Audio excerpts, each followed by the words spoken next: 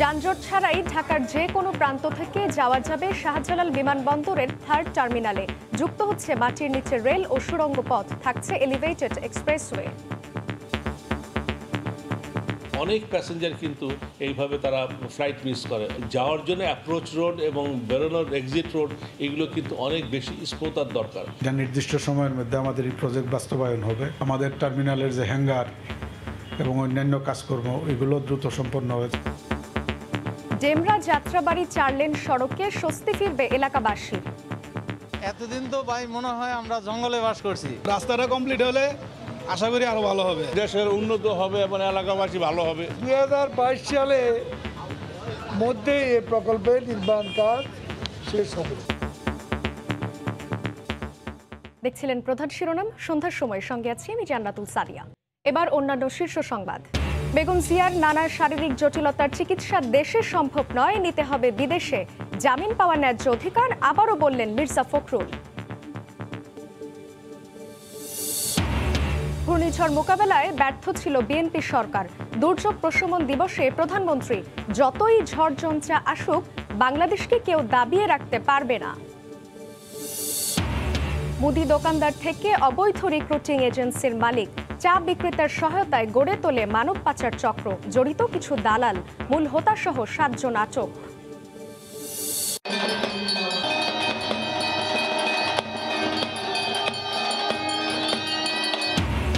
মহাষ্টমীতে দেশের বিভিন্ন স্থানে কুমারী পূজা, মঙ্গল প্রদীপ ও পদ্মে পার্বতীকে বরণ।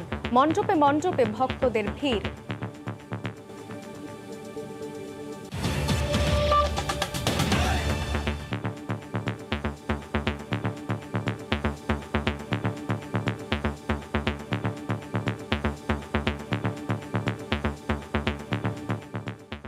শুরুতেই সাফ চ্যাম্পিয়নশিপের খবর। শেষ মুহূর্তে রেফারির বিতর্কিত পেনাল্টিতে স্বপ্নভঙ্গ হলো বাংলাদেশের। প্রতাপে ফুটবল খেলেও নেপালের সঙ্গে ড্র করেছে জামাল ভুঁইয়ারা। এর মধ্য দিয়ে সাফ থেকে বিদায় নিল বাংলাদেশ। এ নিয়ে বিস্তারিত জানাতে স্টুডিওতে আমাদের সঙ্গে যুক্ত হচ্ছেন সহকর্মী সাজিদ মুস্তাহিদ। যাচ্ছি তার কাছে। সাজিদ, এই যে শেষ মুহূর্তে আসলে একেবারেই স্বপ্নভঙ্গ বাংলাদেশের, জামাল ভুঁইয়াদেরকে বিদায় নিতে হচ্ছে, কি বলবেন আসলে? আসলে একেবারেই বলা যায় যে বাংলাদেশের সমর্থকদের কিন্তু একটা স্বপ্ন ছিল যে বাংলাদেশ দল দীর্ঘদিন সাফের ফাইনাল খেলেনি। সবশেষ যেটা আমরা একটু আগে শুনছিলাম যে 16 বছর আগে বাংলাদেশ ফাইনাল খেলেছিল। আজ কিন্তু একটা ভালো পজিশনে বাংলাদেশ দল ছিল। একটা সিম্পল সমীকরণ ছিল, বাংলাদেশ যদি যে কোনো ব্যবধানে জিতলে বাংলাদেশ ফাইনালে চলে যেত, সেটাও 16 বছর পর। 16 বছর কিন্তু একটা লম্বা সময়। এর মধ্যে বাংলাদেশ যেভাবে শুরু করে দারুণ একটা স্টার্ট পায় বাংলাদেশ এই ম্যাচে। রিসেন্টলি কিন্তু বাংলাদেশ নেপাল যতগুলো ম্যাচ খেলেছিল আমরা জানি এই বছরের শুরুতেই কিন্তু বাংলাদেশ নেপালে একটা আমন্ত্রণমূলক টুর্নামেন্ট খেলতে গিয়েছিল এবং সেখানে গিয়েও কিন্তু নেপালের কাছেই ফাইনালে হেরে গিয়েছিল। তো যদিও তারা আমাদের দেশে এসে একটি ম্যাচ হেরে গিয়েছিল এই বছরের শুরুতে, তারপরও সম্প্রতি কিন্তু অনেকটাই এগিয়ে গিয়েছে নেপালের ফুটবল। তারপরও আজকের ম্যাচের শুরু থেকে কিন্তু বাংলাদেশ আমরা দেখেছি একটা গোল আদায় করে নেয় সুমন রেজা। অনেক কথা হচ্ছিল যে গত 2 ম্যাচে যে গোল 2টা হয়েছিল, ইয়াসিন এবং তপু বর্মন, দুটো গোলই কিন্তু ডিফেন্ডারদের পা থেকে এসেছিল। আজ কিন্তু আমরা ঠিক গত রাতে ক্রিস্টিয়ানো রোনালদো যেমন একটা হেড দিয়ে গোল করে হ্যাট্রিক করেছিলেন, ঠিক একই পজিশনে একই 7 নম্বর জার্সি পরা সুমন রেজা কিন্তু একটা দারুণ হেড দিয়ে একটা গোল করে কিন্তু বাংলাদেশকে এগিয়ে দেয়। গত ম্যাচের গুলোর তুলনায় কিন্তু আজকে স্ট্রাইকাররা কিন্তু ভালো খেলেছে। এইটা নিয়ে আসলে বাংলাদেশ ফুটবলের জন্য এই যে স্ট্রাইকারদের পরিবর্তন, এইটা ঠিক কিভাবে দেখছেন? বাংলাদেশের আসলে বলা যায় যে বাংলাদেশের স্ট্রাইকিং পজিশনটা কিন্তু সবসময় একটু বিতর্কিত ছিল। বিতর্কিত না বলেও আসলে তারা ইন্টারন্যাশনাল সার্কিটে প্রত্যাশা কখনো পূরণ করতে পারেনি। সেই তুলনায় আজকের ম্যাচটা কিন্তু কিছুটা হলেও ইতিবাচক। আমরা একটা বার্তা দেখেছি, ইতিবাচক একটা বডি ল্যাঙ্গুয়েজ ছিল ফুটবলারদের। বাংলাদেশ দল 5 দিনের একটা বিশ্রাম শেষ করে কিন্তু আজকের ম্যাচে মাঠে নেমেছিল এবং সেটা তাদের বডি ল্যাঙ্গুয়েজের মধ্যে ছিল। সুমন রেজা, যিনি কিনা লাস্ট কনক্লুডেড যে বিপিএল সেখানে কিন্তু 10 গোল করে সর্বোচ্চ গোলদাতা হয়েছিলেন এবং তার উপর কিন্তু অনেক ভরসা ছিল। গত ম্যাচে কিন্তু তিনি ছিলেন, আজকে কিন্তু সুমন রেজাকে চেঞ্জ করে খেলানো হয়েছিল। যে পেনাল্টি, বিতর্কিত যে পেনাল্টিটা হলো এবং সেইটার জন্যই যে বাংলাদেশের স্বপ্নভঙ্গ, এই বিতর্কিত পেনাল্টিটি আপনি নিশ্চয়ই দেখেছেন। ডেফিনেটলি বাংলাদেশে আসলে 79 মিনিটে জিকো, যিনি কিনা বাংলাদেশের বলা যায় আমরা অনেক গ্রেট গোলরক্ষক আছে, লেভ ইয়াসিন বা অলিভার কান তাদেরকে বলে, বাংলাদেশেরও কিন্তু তিনি গোলরক্ষকদের মধ্যে সেই লেজেন্ডারি পর্যায়ে চলে যাচ্ছেন আনসুর রহমান জিকো। দুর্ভাগ্যজনকভাবে 79 মিনিটে তিনি লাল কার্ড দেখে মাঠ ছাড়েন। এরপরে একজন কম নিয়ে বাংলাদেশকে খেলতে হচ্ছে এবং সেখানে একটি পেনাল্টি পায় তারা 86 মিনিটে। সেই পেনাল্টিটি কিন্তু আসলে কতটুকু যুক্তিযুক্ত আমরা জানি। এই টুর্নামেন্টে ভিএআর নেই, তেমন চ্যালেঞ্জ করার সুযোগ ছিল না। তারপরও যে আমাদের সহকর্মী কিন্তু একজন আছেন নেপালে, তিনি কিন্তু মালদ্বীপে আছেন, এস এম ইকবাল, তিনি কিন্তু আমাদেরকে বলছিলেন যে মাঠে অনেক আপনার ক্ষোভ ছিল দর্শকদের, যে একটা বিতর্কিত পেনাল্টি পক্ষপাতমূলক রেফারিংয়ের কিন্তু তারা একটা মানে হয়েছে বলে তারা দাবি তুলেছেন। তো শেষ পর্যন্ত বলে যে বাংলাদেশের সাফ মিশন বিদায় হচ্ছে একটা পক্ষপাতমূলক এবং একটা আসলে বলে যে বাজে সিদ্ধান্তর মাধ্যমে। সাজিদ, আপনি ঠিক যেমনটি বলছিলেন, আসলে 1.5 যুগ পরেও কিন্তু বাংলাদেশের একটি নিশ্চয়ই আসলে আপনি দেখতে পাচ্ছেন যে আশা ছিল, কিন্তু তারপরেও আশা ভঙ্গ হয়েছে। এতে আসলে বাংলাদেশের সবারই স্বপ্নভঙ্গ বলতে পারি একইভাবে দলের সামনে বাংলাদেশ ভালো। আপনাকে অসংখ্য ধন্যবাদ সাজিদ মুস্তাহিদ আমাদের সঙ্গে যুক্ত হওয়ার জন্য। দর্শক, আমাদের সঙ্গে যুক্ত ছিলেন সাফ চ্যাম্পিয়নশিপের আজকের যে ম্যাচ হলো তা নিয়ে কথা বলতে সাজিদ মুস্তাহিদ আমাদের সঙ্গে যুক্ত ছিলেন। অন্য প্রসঙ্গে, যানজট ছাড়াই ঢাকার যে কোনো প্রান্ত থেকে পৌঁছানো যাবে শাহজালাল বিমানবন্দরের 3rd টার্মিনালে। শুধু টার্মিনাল ভবনই নয়, বিমানবন্দরে এক প্রকল্পেই যোগাযোগ ব্যবস্থার বহুমুখী পরিবর্তন করতে 3rd টার্মিনালের সঙ্গে যুক্ত হচ্ছে পাতাল রেল আর এলিভেটেড এক্সপ্রেসওয়ের সংযোগ। এয়ারলাইন্সগুলো বলছে এমন উদ্যোগ যাত্রী সেবায় যোগ করবে ভিন্ন মাত্রা। যদিও বিকল্প সড়ক যোগাযোগ নেটওয়ার্ক ছাড়া 3য় টার্মিনালের পুরো সুফল মিলবে না বলে মনে করছেন এভিয়েশন বিশেষজ্ঞরা। জুবাইর ফয়সালের রিপোর্ট। যে কোনো উন্নয়ন প্রকল্পে অর্থ বিনিয়োগে বহুমুখী লাভ আর দীর্ঘমেয়াদী সুবিধা নিশ্চিত করাকেই অগ্রাধিকার দেয়া হয় আধুনিক বিশ্বে। যে ধারণাটা কখনোই তেমন গুরুত্বের সঙ্গে দেখা হয়নি বাংলাদেশে। যদিও বিমানবন্দরের 3য় টার্মিনাল নির্মাণ প্রকল্পে এবার দেখা গেল অর্থ সাশ্রয় আর চলমান অন্য প্রকল্পের সঙ্গে সামঞ্জস্য রেখে চতুর্মুখী পরিকল্পনা। ধরুন, দেশের কোনো এক প্রান্ত থেকে আপনি এলেন গাবতলী কিংবা কমলাপুর রেল স্টেশনে, সেখান থেকে পাতাল রেলে খিলক্ষেত হয়ে এয়ারপোর্ট রেল স্টেশন, তারপর আমার পেছনের এই সুড়ঙ্গ দিয়েই আপনি প্রবেশ করবেন হজরত শাহজালাল আন্তর্জাতিক বিমানবন্দরের 3rd টার্মিনালে। এরপর চেক ইন, ইমিগ্রেশন, বোর্ডিং শেষে চেপে বসবেন উড়োজাহাজে। এই পুরো যাত্রায় আপনাকে পেতে হবে না কোনো যানজট, এমনকি দেখা হবে না সূর্যের সঙ্গেও। এভাবেই নির্মাণাধীন উন্নয়ন প্রকল্পগুলোর সঙ্গে যুক্ত করার মাধ্যমে বিমানবন্দর কেন্দ্রিক যোগাযোগ ব্যবস্থার আমূল পরিবর্তনের টার্গেট সরকারের। এটা নির্দিষ্ট সময়ের মধ্যে আমাদের এই প্রজেক্ট বাস্তবায়ন হবে। এর বাইরেও আমাদের টার্মিনালের যে হ্যাঙ্গার এবং অন্যান্য কাজকর্ম এগুলো দ্রুত সম্পন্ন হয়েছে। এয়ারলাইন্সগুলো মনে করছে এই প্রকল্প বাস্তবায়িত হলে দেশের অ্যাভিয়েশন শিল্পে যোগ হবে দেশি বিদেশি বেশ কয়েকটি বিমান সংস্থার নাম। ফরেন ক্যারিয়ারগুলো আসা হয়তো শুরু হবে। বাংলাদেশে আরও কিছু ক্যারিয়ারও অলরেডি বিজনেসে ইন করার জন্য আসলে পরিকল্পনা সাজাচ্ছে। অ্যাভিয়েশন বিশেষজ্ঞরা মনে করেন বিমানবন্দরে আসা যাওয়ার জন্য বিকল্প সড়ক নির্মাণ ছাড়া মিলবে না নতুন টার্মিনালের সুফল। অনেক প্যাসেঞ্জার কিন্তু এইভাবে তারা ফ্লাইট মিস করে। যাওয়ার জন্য অ্যাপ্রোচ রোড এবং বেরোনোর এক্সিট রোড এগুলো কিন্তু অনেক বেশি স্মুথার দরকার, সেটা কিন্তু আমরা এখনো এনশিওর করতে পারছি না। বর্তমান পরিকল্পনায় 2023 সালের জুনে শেষ হওয়ার কথা 3য় টার্মিনালের নির্মাণ কাজ। জুবাইর ফয়সাল, সময় সংবাদ, ঢাকা। আগামী বছরই খুলে দেয়া হবে রাজধানীর ডেমরা যাত্রাবাড়ি 4 লেন সড়ক। সকালে সড়কটির নির্মাণ কাজ পরিদর্শন শেষে একথা জানান সড়ক পরিবহন ও সেতুমন্ত্রী ওবায়দুল কাদের। এরই মধ্যে প্রকল্পের 60% কাজ শেষ, চলছে ওভারপাস নির্মাণ। এদিকে এই প্রকল্পে স্বস্তি খুঁজছেন দীর্ঘদিন ভুগতে থাকা এলাকাবাসী। এই তো সেদিন যানজট, একটু বৃষ্টিতেই জলাবদ্ধতা আর ভাঙাচোরা রাস্তায় যেন নাভিশ্বাস যাত্রাবাড়ি থেকে ডেমরা যাবার রাস্তা। বছরের পর বছর এমন অবস্থায় নাকাল কেবল এ পথে চলাচলকারী নয়, অতিষ্ঠ এলাকাবাসীও। এবারে পরিবর্তন এসেছে দৃশ্যপটে, চলছে 4 লেনের কাজ, স্বপ্ন বুনছে নগরবাসী। এতদিন তো ভাই মনে হয় আমরা জঙ্গলে বাস করছি, আর এদিকে তো দেখার মতো কেউ ছিল না। অনেক ভালো হয়েছে, আমরা আমাকে চলাফেরা অনেক ভালো হইতে আছে। এখন মোটামুটি কিছুটা ভালো, কিন্তু রাস্তাটা কমপ্লিট হলে আশা করি আরো ভালো হবে। যাত্রাবাড়ি থেকে ডেমরা মহাসড়কের 4 লেনের উন্নতির কাজ এগিয়ে চলছে সমান তালে। 369 কোটি টাকা ব্যয়ে নির্মিত এই সড়কের দৈর্ঘ্য 5 কিলোমিটার। প্রকল্পের আওতায় 11টি আন্ডারপাস, 26 মিটার দৈর্ঘ্যের একটি সেতু ও একটি ফুটওভার ব্রিজ। প্রকল্প এলাকা পরিদর্শন করে মন্ত্রী জানান, আসছে জুনেই চলাচলের জন্য খুলে দেওয়া হবে এই 4 লেনের মহাসড়ক। রাস্তার দুপাশে সার্ভিস লেনও নির্মাণ করা হচ্ছে। এই প্রকল্পে 11টা আন্ডারপাস, 26 মিটার দৈর্ঘ্যের একটি সেতু আর 1 ফুট একটি ফুটওভার ব্রিজ নির্মাণ প্রকল্প। 2022 সালে মধ্যে এই প্রকল্পের নির্মাণ কাজ শেষ হবে। সেপ্টেম্বর শেষে এ প্রকল্পের সার্বিক অগ্রগতি 60%। রাশেদ লিমন, সময় সংবাদ, ঢাকা। বেগম জিয়ার নানা শারীরিক সমস্যায় দেশে তার চিকিৎসা সম্ভব নয় বলে মনে করেন বিএনপি মহাসচিব মির্জা ফখরুল ইসলাম আলমগীর। তিনি অভিযোগ করেন বেগম জিয়াকে তার প্রাপ্য জামিন দেয়া হচ্ছে না। বেশ কয়েকবার জ্বর আসার কারণেই তাকে হাসপাতালে ভর্তি করা হয়েছে বলে জানান মির্জা ফখরুল। কোভিড পরবর্তী জটিলতা নিয়ে বিএনপি চেয়ারপারসন বেগম খালেদা জিয়া হাসপাতালে ভর্তি ছিলেন 53 দিন। সে যাত্রায় কিছুটা সুস্থ হয়ে গুলশানের নিজ বাসায় ফিরলেও প্রায় 5 মাস পর আবারও রাজধানীর এভারকেয়ার হাসপাতালে গতকাল মঙ্গলবার ভর্তি হয়েছেন বিএনপি নেত্রী। নানা জটিলতায় আগে থেকেই ভুগছেন বেগম জিয়া। বারবার জ্বরের কারণেই হাসপাতালে নিতে হয়েছে বেগম জিয়াকে, জানিয়েছেন বিএনপি মহাসচিব। যে 3 বছর তিনি জেলে ছিলেন তার কোনো চিকিৎসা হয়নি। আমি বলছি আপনাদেরকে, তার কোনো চিকিৎসা হয়নি, ইচ্ছা করে চিকিৎসা করেনি।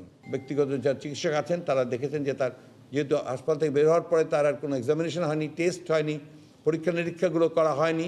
সুতরাং তাকে হাসপাতালে নিয়ে গিয়েই আপনার এই পরীক্ষা নিরীক্ষাগুলো করে তার ট্রিটমেন্টের তারা ব্যবস্থা নিতে চান। ঢাকা রিপোর্টার্স ইউনিটি মিলনায়তনে এক আলোচনা সভায় মির্জা ফখরুল অভিযোগ করেন বেগম জিয়ার জামিন তার প্রাপ্য অধিকার হলেও দিচ্ছে না সরকার। আপনারা তাকে জেলে রেখেছেন এই কারণে যে আপনারা জানেন যে দেশনেত্রী বেগম খালেদা জিয়াকে যদি বার করা যায় বা তিনি বের হন তাহলে আপনাদের তক্তেতাউস থাকবে না। কেন দিচ্ছেন না বেগম জিয়ার প্রাপ্য জামিন? তাকে বেগম জিয়া তো দয়া চাচ্ছেন না আপনাদের কাছে, আপনারা তার যে প্রাপ্য যে জামিন সেটা দেন। আপনারা এই ধরনের মামলায় সকলকে জামিন দিয়েছেন, আপনারা একজনও নাই বাইরে। দুর্নীতির 2 মামলায় 2018 সালের 8ই ফেব্রুয়ারি কারাগারে যান সাবেক প্রধানমন্ত্রী বেগম খালেদা জিয়া। এর প্রায় 25 মাস পর শর্ত সাপেক্ষে সাজা স্থগিত করে মুক্তি দেওয়া হয় তাকে। 2020 সালের 25শে মার্চের পর 3 দফায় মুক্তির মেয়াদ বাড়ানো হয় বিএনপি নেত্রীর। আহমেদ সালহিন, সময় সংবাদ, ঢাকা। প্রধানমন্ত্রী শেখ হাসিনা বলেছেন, বিএনপি সরকারের ব্যর্থতায় 91-এর ঘূর্ণিঝড়ে দেশে লক্ষাধিক মানুষের মৃত্যু হয়েছে। ঘূর্ণিঝড় প্রস্তুতি কর্মসূচি সিপিপির 50 বছর ও আন্তর্জাতিক দুর্যোগ প্রশমন দিবস উপলক্ষে আয়োজিত অনুষ্ঠানে তিনি বক্তব্য রাখেন। প্রধানমন্ত্রী বলেন, যত দুর্যোগ আসুক বাংলাদেশ সঠিকভাবেই তা মোকাবেলা করে উন্নয়নের পথে এগিয়ে যাবে। দেশে বন্যা সহ প্রাকৃতিক দুর্যোগ মোকাবেলায় বিল্ডিং কোড মেনে অবকাঠামো নির্মাণের নির্দেশনা দেন প্রধানমন্ত্রী। সিপিপির 50 বছরে পদার্পণ ও আন্তর্জাতিক দুর্যোগ প্রশমন দিবস উপলক্ষে আয়োজিত অনুষ্ঠানে গণভবন থেকে ভার্চুয়ালি যোগ দেন প্রধানমন্ত্রী শেখ হাসিনা। বঙ্গবন্ধুর প্রতিষ্ঠিত ঘূর্ণিঝড় প্রস্তুতি কর্মসূচির নতুন আরও 4টি ইউনিটের উদ্বোধন করেন প্রধানমন্ত্রী। 378টি মুজিব কিল্লা নির্মাণ করা হয়েছে। উঁচু মাটির কিল্লা জাতিপিতা করে গিয়েছে, সেগুলো আমরা সংস্কার করে দিয়েছি। ত্রাণ গুদাম কাম দুর্যোগ ব্যবস্থাপনা তথ্য কেন্দ্র স্থাপন করা হয়েছে। বিএনপি সরকারের ব্যর্থতার সমালোচনা করে প্রধানমন্ত্রী বলেন, 91-এর ঘূর্ণিঝড়ে দেশে লক্ষাধিক মানুষের মৃত্যু হলেও জাতীয় সংসদে মৃত্যুর সঠিক তথ্য দেননি তৎকালীন প্রধানমন্ত্রী বেগম খালেদা জিয়া। 1991 সালের যে ঘূর্ণিঝড়, তখন বিএনপি সরকার ক্ষমতায় ছিল, কোনো ধারণা বা প্রস্তুতি ছিল না, যার জন্য লক্ষ লক্ষ মানুষ কিন্তু মারা যায়, কিন্তু তখন তারা স্বীকার করেনি।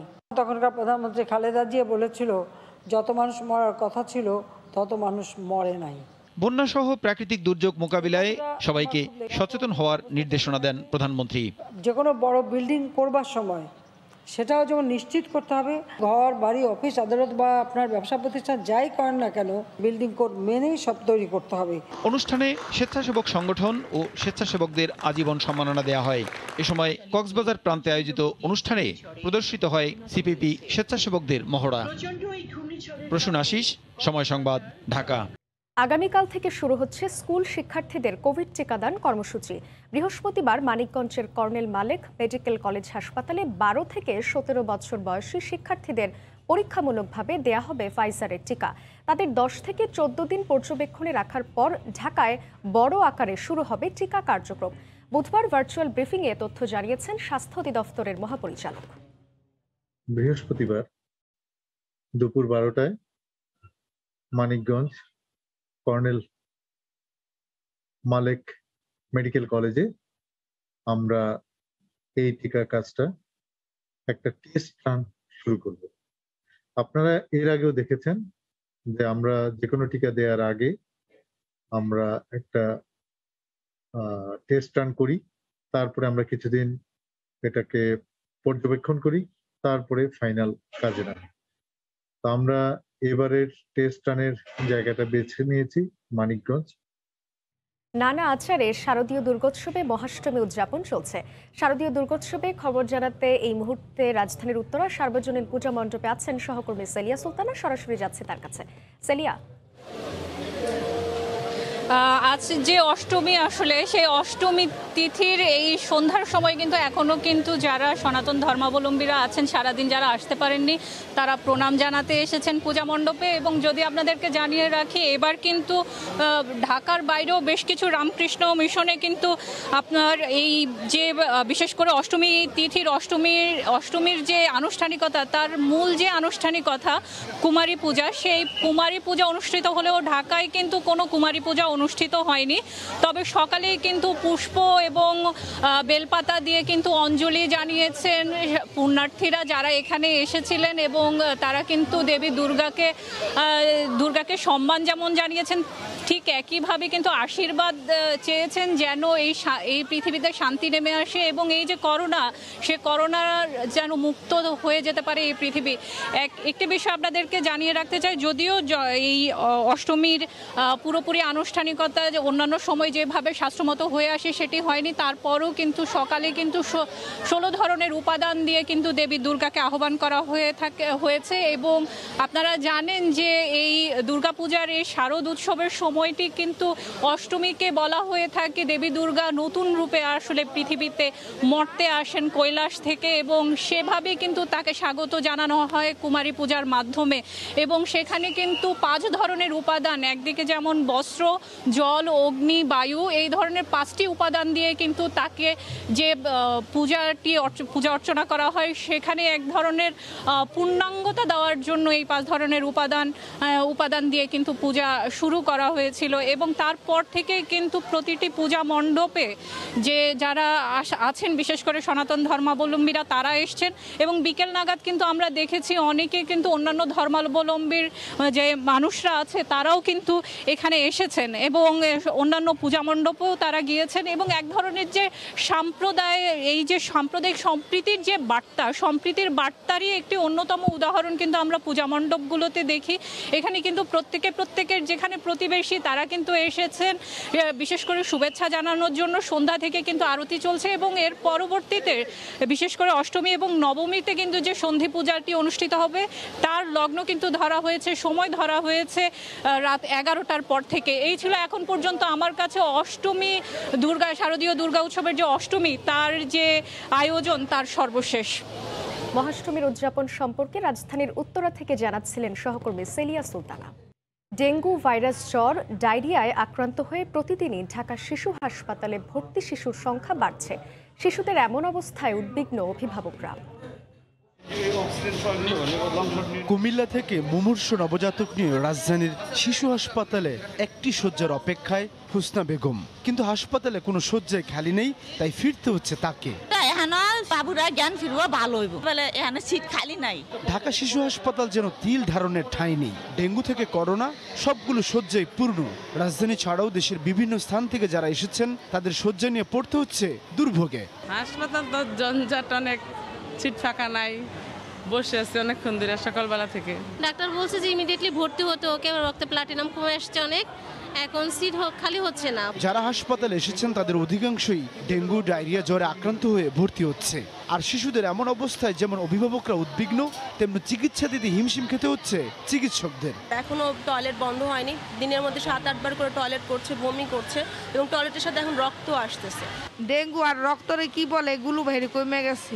আমার ছেলেটা আপনার গত 1 মাস যাবত জ্বরে ভুগতেছে, 2-3 দিন জ্বর থাকে আবার ছেড়ে দেয়। এদিকে চিকিৎসকরা বলছেন আবহাওয়ার তারতম্যের কারণে হঠাৎ করেই শিশুরা আক্রান্ত হচ্ছে। প্রতিদিন গড়ে হাসপাতালে ভর্তি হচ্ছে 250-র বেশি শিশু। বাসায় একটা ভাইরাল ফিভার হচ্ছে, ডেঙ্গু জ্বর, সাথে আছে আপনার করোনা, তিনটাই কিন্তু ভাইরাস। এই ভাইরাসটা মোকাবেলা করতে গিয়ে আমাদের অভিভাবকরা কিন্তু অনেকটাই চিন্তিত হয়ে যায় এবং আমাদের হাসপাতালগুলোতে কিন্তু এই রোগীগুলাই বেশি। চলতি মৌসুমে সারা দেশে শুধু ডেঙ্গুতেই 20,000 মানুষ আক্রান্ত হয়েছে, যাদের অধিকাংশই শিশু।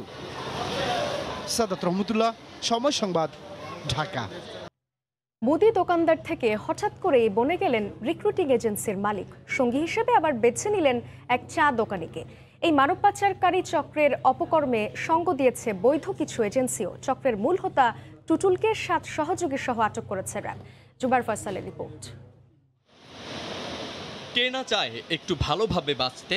রংপুরের আসমাও ভেবেছিল দেশ ছেড়ে বিদেশে পাড়ি দিলেই বদলে যাবে জীবন, আর তাই তো দালাল রূপী তৈয়বের ফাঁদে পা দিয়ে চলে যায় জর্ডান। সেখানে পৌঁছে মাত্র একবার যোগাযোগ হয় পরিবারের সঙ্গে, তারপর থেকেই নিখোঁজ হয় সে। তৈয়বকে বারবার অনুরোধ করা হচ্ছে যে ভাই আমাদের সাথে একটু কথা বলে দেন, কিন্তু না, তৈয়ব কোনো কর্ণপাত করে নাই। শুধুমাত্র এই একটি মানব পাচারকারী চক্রের হাতে প্রতারিত ভুক্তভোগীর সংখ্যা প্রায় শতাধিক। কেউ আবার সর্বস্ব বিক্রি করে লাখ লাখ টাকা দিয়ে 4 বছর ধরে অপেক্ষা করছেন দেশ ছাড়তে। 3 লাখ টাকা দিছি, পাসপোর্ট দিছি, আজকে 4 বছর চলে।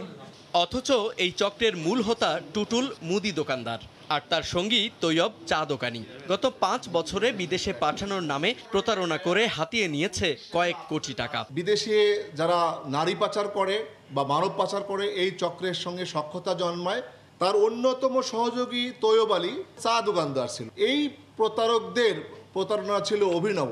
সংবাদ সম্মেলনে র্যাব বলছে, মূলত মধ্যপ্রাচ্যের দেশগুলোতে পাঠাতে নারীদেরকেই টার্গেট করত চক্রটি। গন্তব্যে পৌঁছানোর পরই কেড়ে নেওয়া হতো পাসপোর্ট, মুঠোফোন। অনুমোদিত যে সকল ওভারসিজ আছে তাদের মাধ্যমেই তারা এই পাঠায়। বিদেশে যাওয়ার পরপরই এয়ারপোর্টেই তাদের পাসপোর্ট নিয়ে নেওয়া হতো, যার ফলে তারা খুব অসহায়তা বোধ করতো এবং দেখা যেত যে তাদেরকে বিক্রি করে দেওয়ার পরে তারা পরিবার পরিজনের সঙ্গে আর যোগাযোগ করতে পারত না। এই অপকর্মে প্রভাবশালী কেউ জড়িত থাকলে তাদেরকেও আইনের আওতায় আনা হবে বলে জানিয়েছে র্যাব।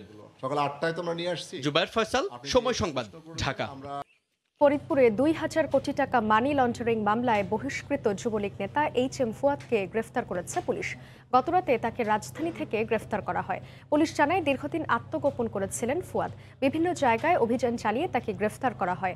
ফুয়াদ 2000 কোটি টাকা মানি লন্ডারিং এবং ফরিদপুর জেলা আওয়ামী লীগের সভাপতি সুবল চন্দ্র সাহার বাড়ি ভাঙচুরের মামলায় চার্জশিটভুক্ত আসামি। এছাড়াও প্রায় ডজন খানেক মামলা রয়েছে তার বিরুদ্ধে। তিনি সাবেক স্থানীয় সরকার মন্ত্রী ইঞ্জিনিয়ার খন্দকার মোশাররফ হোসেনের এপিএস ছিলেন। এ পর্যায়ে শীর্ষ সংবাদ জানিয়ে দিচ্ছি আরেকবার। বেগম জিয়ার নানা শারীরিক জটিলতার চিকিৎসা দেশে সম্ভব নয়, নিতে হবে বিদেশে। জামিন পাওয়ার ন্যায্য অধিকার, আবারও বললেন মির্জা ফখরুল। ঘূর্ণিঝড় মোকাবেলায় ব্যর্থ ছিল বিএনপি সরকার। দুর্যোগ প্রশমন দিবসে প্রধানমন্ত্রী, যতই ঝড়ঝঞ্ঝা আসুক বাংলাদেশকে কেউ দাবিয়ে রাখতে পারবে না। এ ছিল সন্ধ্যার সময়, সঙ্গে থাকুন সময়।